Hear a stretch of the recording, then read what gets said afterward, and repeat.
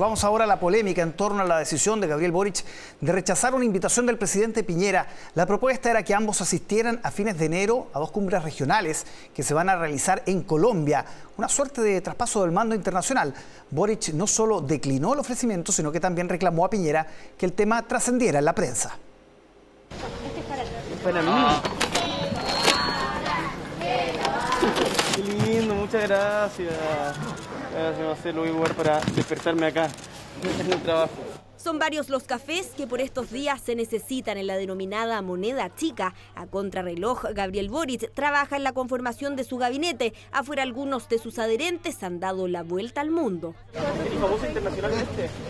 Se trata de Stefano. Con apenas 4 años se convirtió en la portada del diario británico The Guardian, escenario internacional en el que Boric es comentario obligado y sobre el cual este lunes tomó sus primeras definiciones. ¿Aceptar o no la invitación del presidente Piñera para participar de las cumbres Alianza del Pacífico y Prosur en Colombia a fines de enero?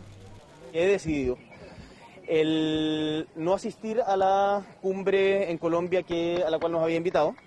Y le he manifestado también que este tipo de cosas es importante que se conversen en persona y no por la prensa. Que esto no se entienda en ningún caso como un desaire de Estado, pero nos parece que nuestras prioridades hoy día están en la conformación de equipos acá en Chile. Personalmente le comunicó la noticia al jefe de Estado, es que si bien valoró a Alianza del Pacífico, cuestionó a Prosur, foro impulsado por el propio Piñera, que ha sido criticado por la oposición en Chile como un grupo de presidentes de derecha. Vamos a darle en el futuro prioridad a la Alianza del Pacífico. Ya he conversado con varios de los presidentes respecto a Prosur. Nos parece que esa es una agenda propia del mandatario Piñera. Es importante tener una visión global. Creemos que la agenda internacional que se desarrolló durante el gobierno no ha sido la mejor. La Alianza del Pacífico parecía muy razonable y yo habría aconsejado ir. Pero además estaba el Prosur, pues. Y el Prosur es propiamente una creación de Sebastián Piñera que no funcionó. La división de participar en una instancia y no la otra cuando es en el mismo país, en 2 días pegados, era logísticamente difícil. La decisión recibió el apoyo de algunos ex cancilleres, pero no estuvo exenta de críticas. Considero que la decisión del presidente electo Boric fue un error. El presidente electo tenía una gran oportunidad de mostrar su compromiso con una política exterior de Estado. Y no me cabe duda que el Partido Comunista aconsejó a Boric para que no viaje. Creo que ninguno de nosotros le hizo recomendación al presidente. Pero mi opinión, francamente, era que era casi innecesario ir. Traspaso de mando internacional que ha ocurrido antes, pero que en esta ocasión fue rechazada por el mandatario entrante. Conversamos esta noche con Ignacio Walker, ex canciller, ex presidente también de la democracia cristiana, ex senador. ¿Cómo está, Ignacio? Buenas noches. Álvaro, muchas gracias. Gracias por aceptar la invitación de Tele 13 Noche. ¿Una decisión correcta la de Gabriel Boric, diría usted, de no viajar a estas 2 cumbres en Colombia que le invitó Sebastián Piñera? Yo creo que sí, Álvaro, por 2 razones, yo diría. En primer lugar, hay un tema de forma. En la política en general, pero en la política exterior especialmente, hay que cuidar las formas. Y cuando el presidente en ejercicio, el presidente Piñera, hablando con el presidente electo en una conversación que es privada desde el punto de vista de los contenidos, bueno, anuncia públicamente después que lo ha invitado, ¿no es cierto?, a una cumbre internacional, una gira internacional, en este caso a Colombia, lo deja como en mal pie, se fija, porque uno tiene que esperar la respuesta de la persona invitada. Puede sonar como un emplazamiento incluso público, ¿no? Entonces, en primer lugar hay un tema de la forma, pero sobre todo yo creo que hay un tema de fondo. O sea, yo creo que es difícil imaginar un tema más conflictivo desde el punto de vista de la política exterior que Prosur, porque Prosur, que se creó hace 2 años, como sabemos, es un diseño político e ideológico. Que se creó cuando el presidente Macri estaba en Argentina, el presidente Vizcarra en Perú, antes Pedro Pablo Kuczynski, Iván Duque en Colombia, una alianza más bien de derecha, de centro derecha, tal vez para contrarrestar lo que era el chavismo, el ALBA, el socialismo del siglo XXI. Entonces yo creo que el Prosur no responde precisamente a lo que es la política de Estado, que debe ser siempre una política exterior. Ahora, también estaba la Alianza del Pacífico. Algunos, como Heraldo Muñoz, le dijeron que fuera solo esa parte. ¿Era difícil separarlo? Es muy difícil, se fija, pero todo esto que aparece como politizándose un tema de política exterior no es un buen comienzo. La política exterior tiene que ser más pacífica, tiene que ser una política de Estado que recoja mucho consenso. Y el Prosur no es un tema de consenso. Imagínese ir a Colombia y uno dice, bueno, voy a la Alianza del Pacífico, que es una buena iniciativa, con México, con Colombia, con Perú, con Chile, que es parte de la estrategia de desarrollo del país, pero no voy a Prosur, pero en la misma gira. Entonces puede terminar siendo un desaire al presidente Piñera o al anfitrión. Bueno, yo creo que no fue un tema bien planteado y creo que el presidente electo, Gabriel Boric, hizo bien, con mucho respeto, por supuesto, en declinar esta invitación. No se rompe un rito porque Lagos invitó a Bachelet, Bachelet invitó a Piñera, Piñera y así. De hecho, usted estaba en la primera invitación, ¿no? Sí, bueno, pero afortunadamente, Álvaro, los ritos republicanos se han cumplido muy bien en esta primera semana. Digámoslo derechamente, ha sido una buena semana para la democracia en Chile. Y el rito republicano, los gestos, ¿no? Han sido en todo momento, partiendo por la jornada democrática misma, el reconocimiento de Kast esa noche, la reunión con el presidente Piñera al día siguiente, todo eso ha estado muy bien. Yo creo que esta iniciativa fue mal planteada. ¿Cómo se ha visto el triunfo de Boric desde su vereda, desde la democracia cristiana? Muy bien, muy bien. Creo que fue un triunfo muy holgado, ¿no? Fue una segunda vuelta realmente muy bien pensada, una muy buena estrategia de campaña, a diferencia de Kast. Y la verdad es que esta primera semana para Chile ha sido buena, para nuestra democracia, para la República y para Gabriel Boric, ¿no es cierto?, que asume con una tremenda legitimidad. Piensa usted que en la segunda vuelta logró movilizar a 1.300.000 personas más que en la primera vuelta. Y esto que se suponía que era más o menos estrecho, ¿no?, terminó siendo por más de 1 millón de votos, una victoria bastante holgada. Por lo tanto, hay un mandato también al presidente electo, a Gabriel Boric, con mucha fuerza y mucha participación de los jóvenes, de las mujeres, de los sectores más urbanos, región metropolitana, Valparaíso, en fin, con muchos signos de interrogación en torno al futuro, pero creo que es un buen triunfo, una buena jornada democrática, habla bien de nuestro país y hay que apoyar al presidente y al nuevo gobierno. ¿Qué papel debería jugar la ADC? ¿Oposición? ¿Colaboración crítica? ¿Ser parte? Mire, nosotros, Álvaro, ya tomamos una decisión prácticamente unánime en la Junta Nacional, yo estuve ahí, ¿no? Y la decisión es que la democracia cristiana no va a entrar al gobierno. Y en democracia, Álvaro, hay solo dos posibilidades: o está en el gobierno o está en la oposición. Por lo tanto, si no vamos a entrar al gobierno, iremos a hacer una oposición democrática, crítica, constructiva, de mucha colaboración con aquellos proyectos, ¿no es cierto?, que coincidan con la vocación transformadora que tiene la democracia cristiana. Entonces, yo creo que hay que desdramatizar.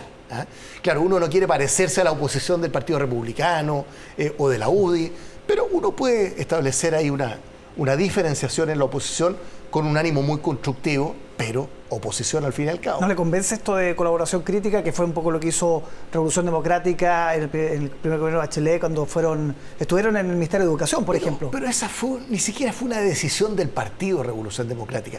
Fue una participación muy acotada en el Ministerio de Educación el primer año y medio, hasta que la presidenta Bachelet hizo un cambio en mayo del 2015 del gabinete, ¿no es cierto? Y ahí se retiraron las personas de Revolución Democrática que estaban en el Ministerio de Educación. Entonces, yo creo que hay que ser claro, hay que ser transparente, hay que poner las cartas sobre la mesa, el que gana gobierna, ¿no es cierto? Y el que pierde, nosotros salimos quintos con nuestra candidata presidencial, tenemos una representación parlamentaria disminuida, con un poco más de un 4% de los votos, pero 8 diputados, 5 senadores, o sea, una representación parlamentaria interesante. Uno puede hacer una oposición democrática, crítica y constructiva en un esquema de colaboración. Me imagino que no se esperaba el quinto lugar en la presidencial.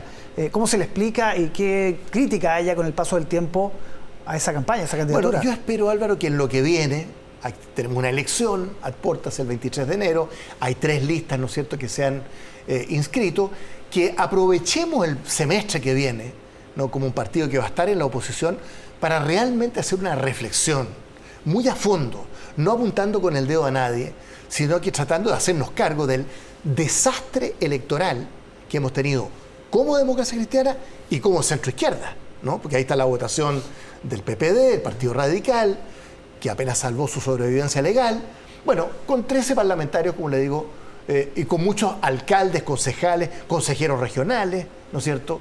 Uno puede hacer un aporte interesante, pero creo que es importante que la ADC se tome un tiempo para una reflexión muy profunda a partir del hecho de que el centro está huérfano de representación política, sí, y que la centroizquierda, para ser franco, ha ido quedando como un casillero vacío, ¿no? Sin embargo, el espacio existe, el espacio del centro, el espacio de la centroizquierda. Con Ernesto Tore acabamos de publicar un libro que se llama Cambio sin ruptura, una conversación sobre el reformismo, en que planteamos la necesidad de una convergencia de la socialdemocracia, de la democracia cristiana y del socialliberalismo, en una perspectiva de futuro. Por lo tanto, tratar de renovar el espacio del centro y la centroizquierda. ¿Qué pasaría si es que finalmente se cumple esta profecía de que el PS se incorpore ya de lleno al gobierno de Gabriel Boric, se rompa este eje histórico con la democracia cristiana?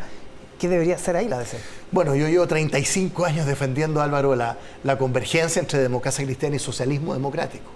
Usted sabe que ahora el socialismo democrático, el PS, el PPD, el Partido Radical, el Partido Liberal, han decidido enfrentar esta situación en conjunto, pero el que apareció esta semana hablando con Gabriel Boric fue Álvaro Elizalde, el presidente del Partido Socialista. Osvaldo Andrade, expresidente del Partido Socialista, dijo en una entrevista de Clinic que a su juicio el PS no debería ingresar al gobierno. Entonces, yo soy muy respetuoso, por cierto, de lo que haga el Partido Socialista o el PPD o el Partido Radical o el Partido Liberal. Yo siempre he sostenido que el eje, a algunos no les gusta la palabra, yo no tengo problema, el eje entre la democracia cristiana y el Partido Socialista fue un factor de gobernabilidad en el Chile de los últimos 30 años. Vamos a ver lo que ocurre con el Partido Socialista. ¿Y ve a figuras de la DC ingresando al gobierno de Boric? No, yo creo que no. Como ha dicho Jimena Rincón, por lo demás, presidenta del Senado, una persona que a título individual o personal decide ingresar al gobierno tiene que renunciar, ¿no es cierto?, al partido, porque no se puede estar con un pie en el gobierno y un pie en la oposición, ¿no? Y además, si empiezan a entrar demócratas cristianos al gobierno, la imagen de oportunismo, el partido de los cargos y las pegas, ¿no es cierto?, puede ser realmente muy mal visto. Yo creo que hay que sincerar las cosas, desdramatizar los escenarios. El gobierno tiene que asumir con aprobodignidad. La diputada Camilo Vallejo ha dicho correctamente que es la columna vertebral del gobierno. El presidente electo, Gabriel Boric, fue electo como presidente y candidato de la aprobodignidad, Partido Comunista, ¿no es cierto?, y Frente Amplio. Bueno, no sabemos si se va a sumar el Partido Socialista, pero la democracia cristiana yo creo que tiene que actuar sin complejos de ningún tipo, como ocurre en democracia, como un partido de oposición. Sí. ¿Cuáles son las principales aprensiones que usted tiene con el programa de aprobodignidad, con el futuro gobierno? Mire, yo tengo dos tipos de aprensiones. Una con el programa mismo. Yo escribí por ahí un artículo bastante en profundidad respecto al segundo programa, también había escrito uno sobre el primero, que se llama Equidad sin crecimiento. La gran crítica que yo le hago a ese programa de la aprobodignidad es que no hay una estructura de incentivo al ahorro, a la inversión, al crecimiento. Y no puede haber equidad social sin crecimiento económico, ¿no? Y lo segundo, mi segunda aprensión, no es respecto del presidente electo, de Gabriel Boric. Creo que estuvo espectacular en la segunda vuelta. Creo que ha consolidado un liderazgo muy importante, muy interesante, con mucha convicción, en muchos sentidos. Mi aprensión más bien es respecto de la estructura de su coalición, ¿eh? Yo sostengo que la Prodignidad tiene el ADN de una lógica refundacional, más que reformista, de un populismo de izquierda, no lo digo en sentido peyorativo. Chantal Mouffe, Ernesto Laclau, los principales teóricos del Frente Amplio defienden el populismo de izquierda y no socialdemócrata. ¿Y qué es lo que va a predominar, Álvaro? El programa, como es el Partido Comunista. Acuérdense que Guillermo Teller dijo, el programa no se discute, no hay tiempo para cambiarlo. Ese es el programa. O lo que fue el adendum, que se llamó este documento muy interesante de Andrea Repeto, de Eduardo Engel, de la segunda vuelta, que son 7 páginas de equilibrio económico, del crecimiento equitativo y sostenible, y la implementación de un programa en clave de responsabilidad fiscal, de contener la inflación, de que no hay gasto público, ¿no es cierto?, permanente, sin ingreso permanente. Esas definiciones van a ser asumidas por la coalición. Yo creo que ya fueron asumidas por Gabriel Boric. Él le puso Boric presidente, le puso el timbre a ese adendum, a esa implementación del programa. ¿Y qué pasa con el programa? Que insisto, yo creo que es un programa muy, muy deficiente. Perfecto. Ignacio Walker, muchísimas gracias por acompañarnos esta noche. Encantado, Álvaro. Que esté muy bien.